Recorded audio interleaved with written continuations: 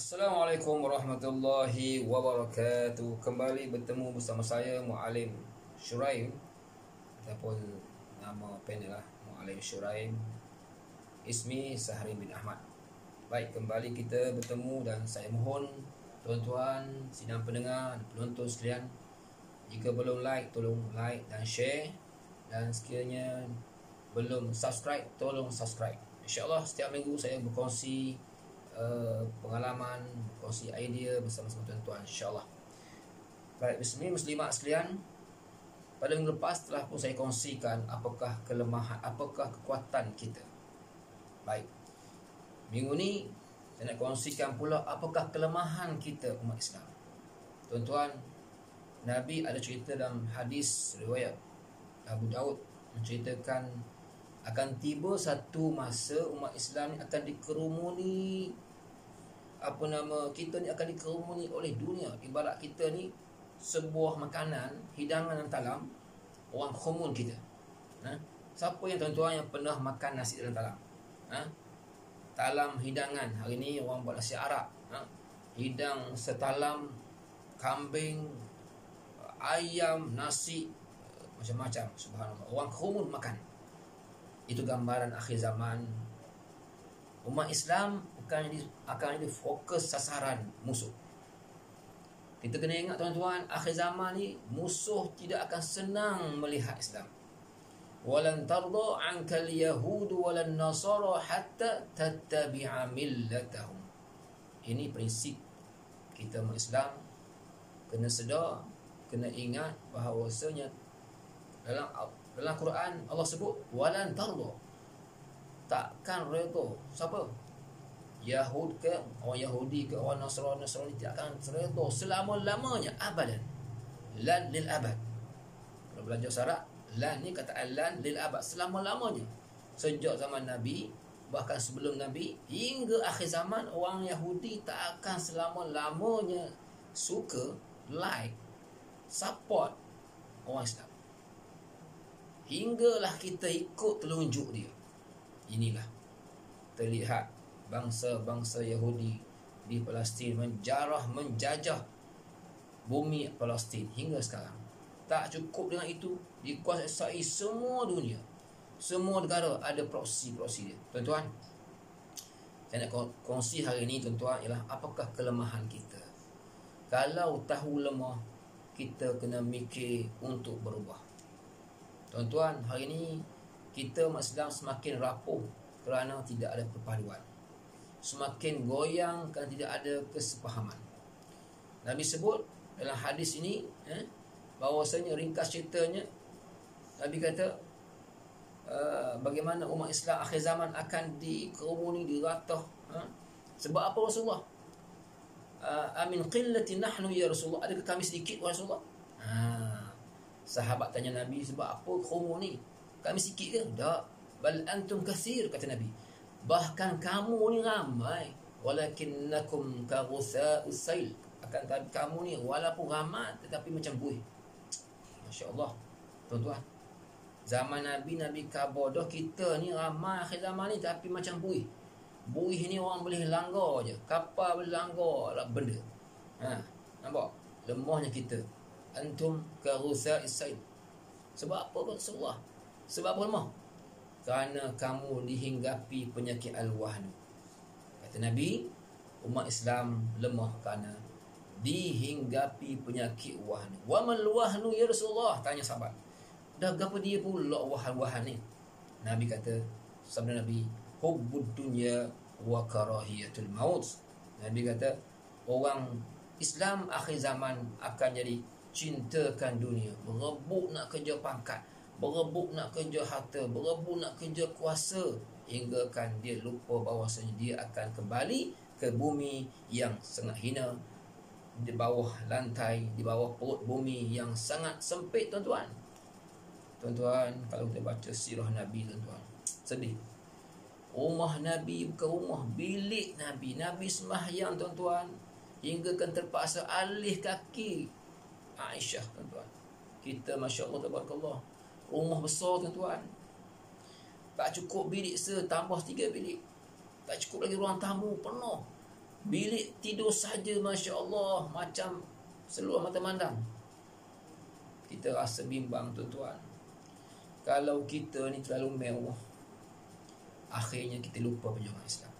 Tuan-tuan, saya merayu dah pagi-pagi subuh ini, tuan-tuan. Siri yang keberapa Allah Alam. Tuan-tuan yang rasa bermanfaat, tolong share lah, tolong like dan tolong subscribe. Kenapa? Kita nak beri kekuatan kepada orang Islam. Hari ni kita lemah, tuan-tuan. Kita lemah kerana kita gagal bersatu, kita gagal bersepahaman. Nabi sebut al-wahnu hubbud dunya, cintakan dunia. Memang kena cinta. Siapa yang tak suka dunia? Semua orang nak dunia. Tapi jangan letak dunia di hati kita, tuan-tuan. Letaklah dunia di tangan kita, digenggam, dan bila kita buka nampak, dan jangan sampai terbuka langsung jatuh. Digenggam, jangan sampai erat, dibuka sikit. Kalau pusing pun jatuh juga sikit.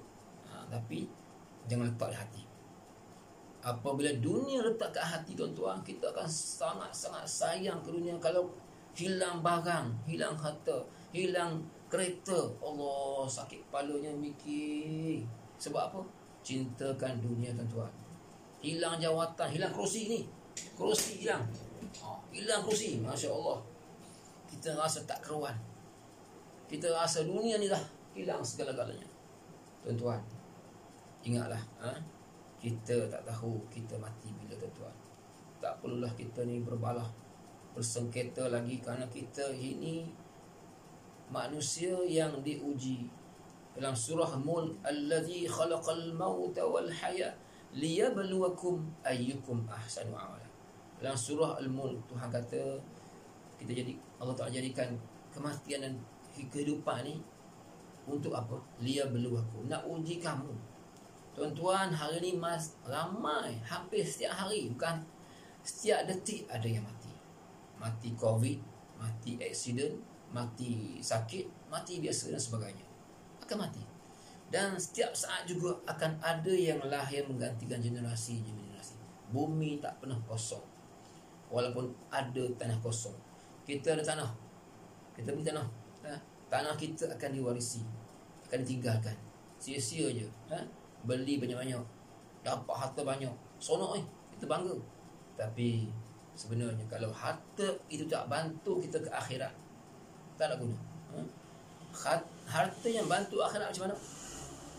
Harta yang mana kita boleh wakafkan, infakkan, yang mana dia akan menjadi sedekah jariah mengalir ke syurga. Ini. Tapi berapa ramai kita hari ini, tuan-tuan, yang ada harta banyak, tapi dia rasa harta tu ana yang punya. Habis, tuan-tuan. Yang kedua, Nabi sebut, yang pertama hubud dunia, yang kedua wa karahiyatul maut. Dia benci mati, tak mau mati. Umur dah hampir 100 dah. Nak juga pil tahan umur. Kalau ada orang jual satu pil tu 1 juta, dia sanggup beli.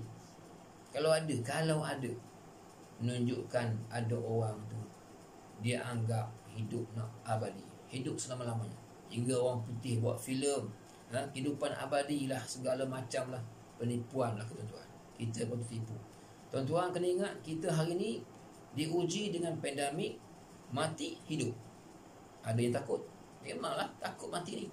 Tapi kita kena terima bahawasanya kehidupan kita akan ada kesudahannya. Hidup lawannya mati. Tidak ada sesiapa pun boleh menafikan hakikat ini.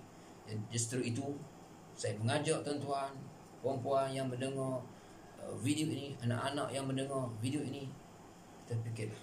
Fikir, renung panjang-panjang. Kita nak buat apa hidup ni? Adakah seronok nak main game, seronok nak tonton movie semata-mata, sedangkan lupa bahawa kita ni seorang umat Islam yang mesti gagah, yang kuat, kena amal soleh, kena buat kebaikan, buktikan kita ni seorang Muslim yang baik, punya jati diri yang kuat, taat apa yang Tuhan suruh, tinggalkan apa yang Tuhan larang. Jadi tuan-tuan, saya harap mudah-mudahan kita boleh bangkit awal pagi, bangkit dengan semangat yang kuat, jati diri yang tinggi, dan berintegriti. Okey, cakapan boleh tahan. Okey, tapi kena amalkan. Saya harap saya sendiri yang akan mulakan. Tuan-tuan yang mendengar, qu anfusakum wa ahlikum nar. Kamu bangkit, bangun, baiki islah nafsak wad'u ghairak. Kamu bangkit, bangun, baiki diri kita dan ajak orang lain. Tuan-tuan, nak menjadi muslih bukan senang.